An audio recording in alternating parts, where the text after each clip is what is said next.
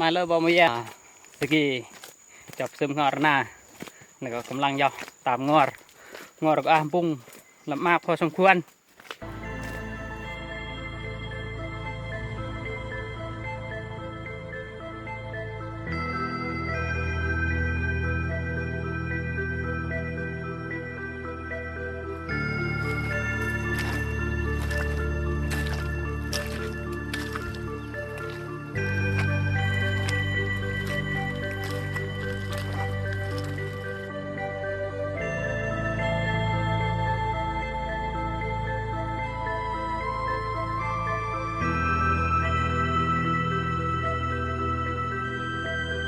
กำลังลกก้าหรือว่าลก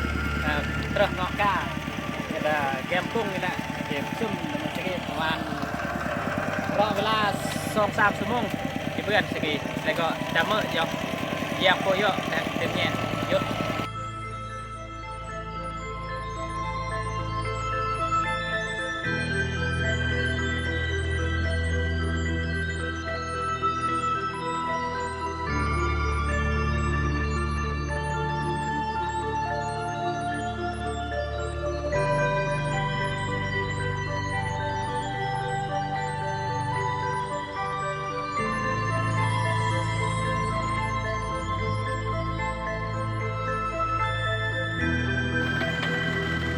มันกี้นี่คือว่าพระอมกะมะหรือว่าพระอมห้องเมืองเนาะเด้จักดูดร่งเกินรอจ้า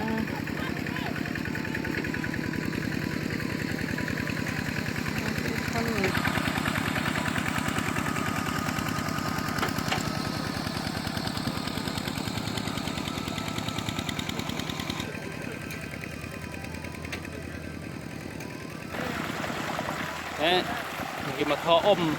ดูดอมร่งเกินรอดักลัวนาว่าก็อมกะมะเลยก็อมเมืองนี่ก็พระเบือนได้ดูดทอเบือนได้จักเกี่ยวดูดทออมเกินรอ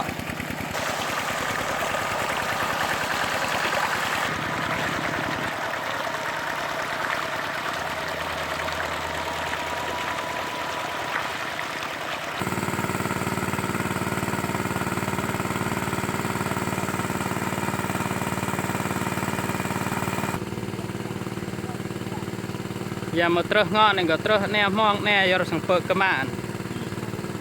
มาดูดอมก็ดูดมาไทยก็ไทยมารูท่อก็รู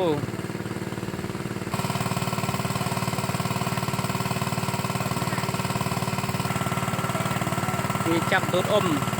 ดูดร่งเพื่อนรอดักลัวนา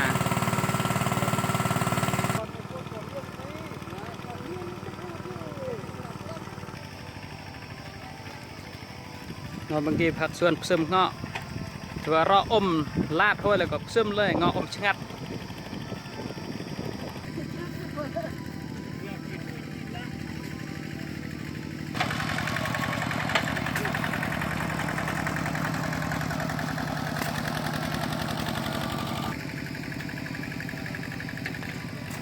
เบื่อได้ห้อยปะเตะห้อยบงอันก็อมนี่กี่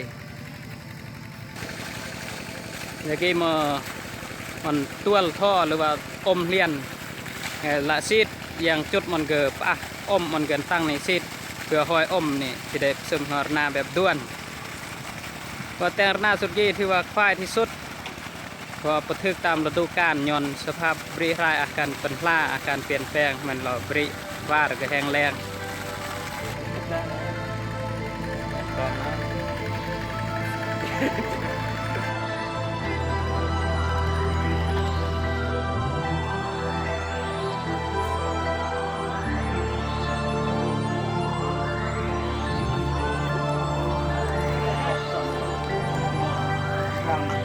บ่มกีแต่งหัวบ่มกีนะนองดา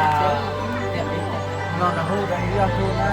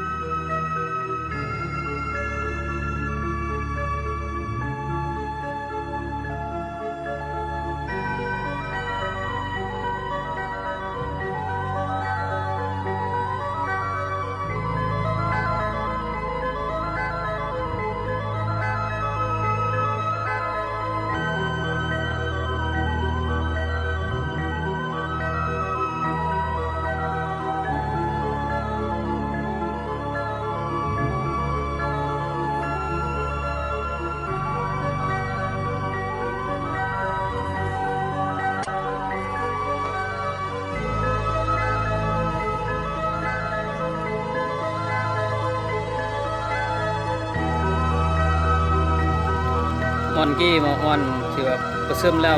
อมฮัดหรือว่าพบอมกันเตประดาหรือว่าปากบางเทศบางมอนก็อ่ะหมอหานบางเทศบางมอนน้องก็น้องเรือย